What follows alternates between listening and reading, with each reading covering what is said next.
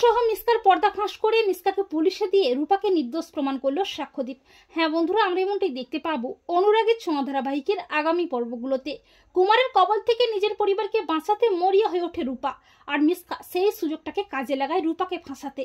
মিসকা রূপাকে উত্ত্যক্ত করে কুমারকে গুলি করার জন্য। রূপা গুলিটা হাতে নিয়ে কুমারের দিকে তাক করে, আর মিসকা সবটা তার ফোনে ভিডিও করে নেয়।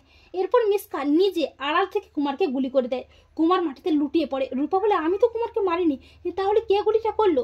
রূপা ভয়ে পালিয়ে যায়, আর মিসকা সেই ভিডিওটা শেয়ার করে দেয়। এরপর মিসকা আবারও হসপিটালে গিয়ে মিথ্যের নাটক শুরু করে।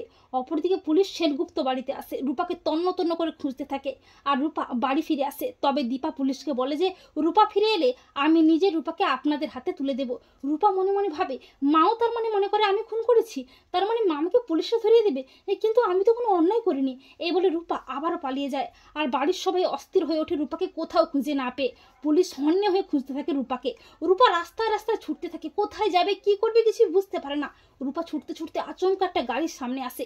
এরপর সেই গাড়ি থেকে সাক্ষ্যদীপ বেরিয়ে আসে। রূপা সাক্ষ্যদীপকে জড়িয়ে ধরে হাউমাউ করে কাঁদতে কাঁদতে বলে, পাপা পাপা আমি খুন করিনি। এরপর সাক্ষ্যদীপকে সবটা জানা রূপা। তখন সাক্ষ্যদীপ বলে, না জয়ী বেটা, তোর পাপা থাকতে তোর সাথে কোনো অন্যায় হতে দেবে না। এরপর সেনগুপ্ত বাড়িতে সবাই যখন রূপাকে দোষারোপ করছে, পুলিশ রূপাকে খুনি বলছে, তখন সাক্ষ্যদীপ রূপাকে নিয়ে হাজির হয়ে পুলিশের সামনে। সাক্ষ্যদীপ চিৎকার করে বলে, আমার মেয়ে খুনি নয়, ও কোনো অন্যায় করেনি। রূপাকে দেখে সবাই চমকে যায়। সাক্ষ্যদীপ বলে, আমার মেয়েকে কেউ ফাঁসিয়েছে, আমি সিসিটিভি ফুটেজ দেখতে চাই। এই বলে সাক্ষ্যদীপ সিসিটিভি ফুটেজটা চেক করে, আর সেই ফুটেজে দেখা যায় কেউ একজন বৃদ্ধা মহিলা রূপাকে উত্ত্যক্ত করছে গুলি করার জন্য। রূপা গুলিটা হাতে নেয়, আর সে সবটা ভিডিও করতে থাকে, এমনকি সেই আড়াল থেকে কুমারকে গুলিটা করে। ফুটেজটা দেখে সবাই অবাক হয়ে যায়। সাক্ষ্যদীপ বলে, যে নাম্বার থেকে ভিডিওটি শেয়ার করা হয়েছে সেই নাম্বারটা ট্র্যাক করুন। এরপর পুলিশ মিসকার ফোন নাম্বার ট্র্যাক করে মিসকাকে হাতে নাতে ধরে।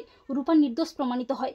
এরপর দীপা যখনই রূপাকে জড়িয়ে ধরবে করে, তখন সাক্ষ্যদীপ বলে, না মিসেস সেনগুপ্ত, আমার মেয়ের উপর আপনার আর কোনো অধিকার নেই।